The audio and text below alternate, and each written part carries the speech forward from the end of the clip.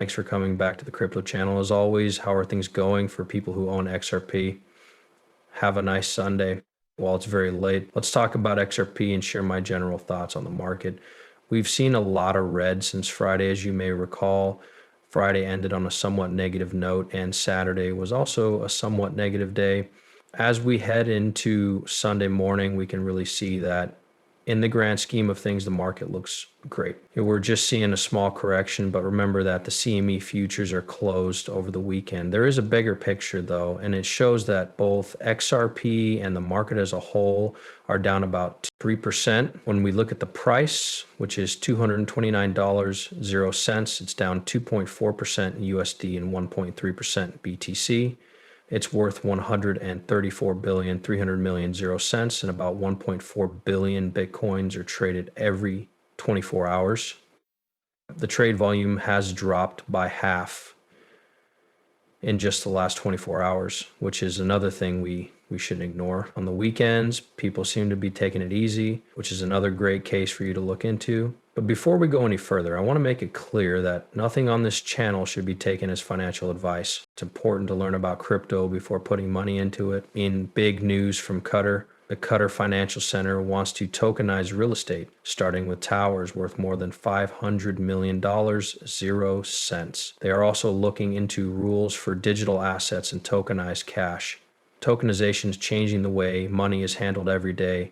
It's the way of the future in business, and this is a great example of it. I've already told you this, but I think a lot of different things will be tokenized in the next 5 to 10 years. It will be easier to understand, and when people buy and sell things these days, there will be a lot of openness because there are so many questions that can be asked. This is what tokenization fixes. You don't need a lot of third parties. This is why tokenization is being talked about a lot. For example, look at this. The value of tokenized bonds has gone over $7 billion, 0 cents. 0 cents. BlackRock, the biggest asset manager in the world, built a near $3 billion, 0 cents. 0 cents, which shows that big businesses are becoming more interested in on-chain assets for now. It's not a surprise that tokenized deposits are going this way. In the past few years, our payment system has been changed many times to allow real-time payments in a system that is always on. We think that tokenized accounts build on things like this. A shout out to Chad for saying that the biggest banks have changed hands behind the scenes. Wait for it. They're all in. This is still just a story, but it reminds us of the big rumors we've been hearing since the beginning of the year that Bank of America is using XRP. Ledger, of course, this also makes me think of NDAs. More than 1,700 non-disclosure agreements have been signed in our banks. These agreements are really using our bigger companies that aren't even in the financial services business. Those bigger companies are already using blockchain technology. Since blockchain is getting so much attention, I don't see why not more people are giving it a try. I don't think it's a surprise that banks and the financial services industry have been given the go-ahead by regulators to offer crypto assets and crypto services to their clients.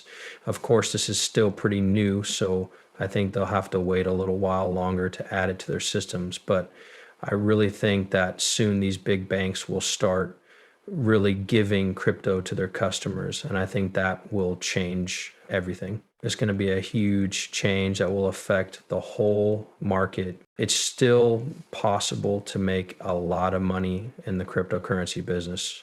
Ripple would be great if you could add a lot of different goods to it. That's it. No more information needed. The all access station Ripples really do some really cool things. As you can see, banks will be able to connect their main systems to the Ripple network. In response to criticism of its use of blockchain, Ripple says that ILP doesn't have the problem because it only links existing bank ledgers and doesn't keep the ledger itself. This is how banks connect their main systems to the Ripple network. And the ILP handles all payments in the same way banks connect their main systems to the SWIFT network right now. If you have any thoughts on this, please share them below.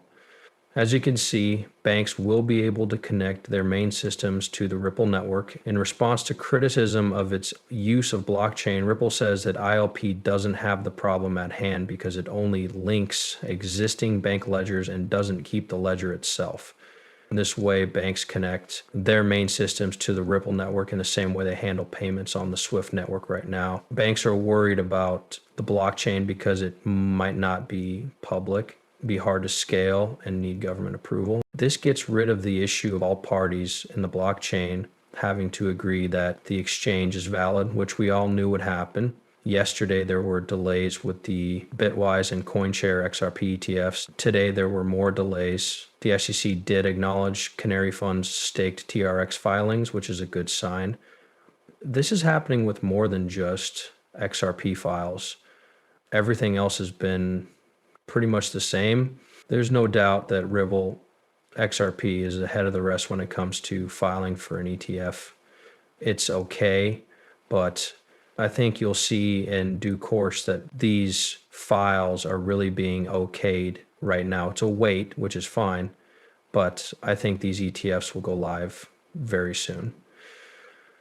Let's see what's going on. The price did go up by 64.25%, and you can see that Bitcoin did reverse. Prices actually went down even more, and it's clear that the support from our previous all-time highs is still there. You can find a lot of support in this range.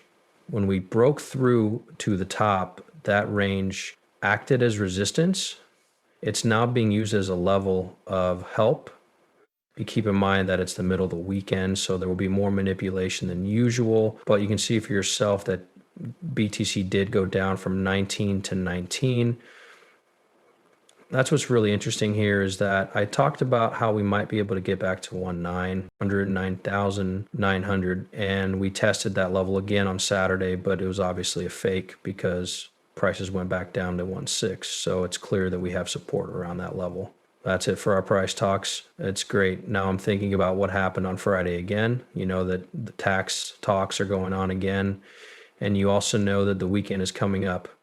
Those are things we need to remember. The same goes for XRP. I talked to you yesterday about the possibility of us testing the $228.00 level again.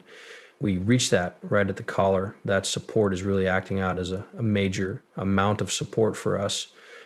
Yes, still in the 38.2 area. If anyone comes out, they'll see that the price of XRP is going down. I hope you guys understand why it's going down a bit. In the big picture, XRP is still holding strong in the 38.2 area, just below the 23.66 area, which is its all-time high. Let's take things one step at a time. Thanks for everything you've done. Stay safe and have fun in Crypto Z.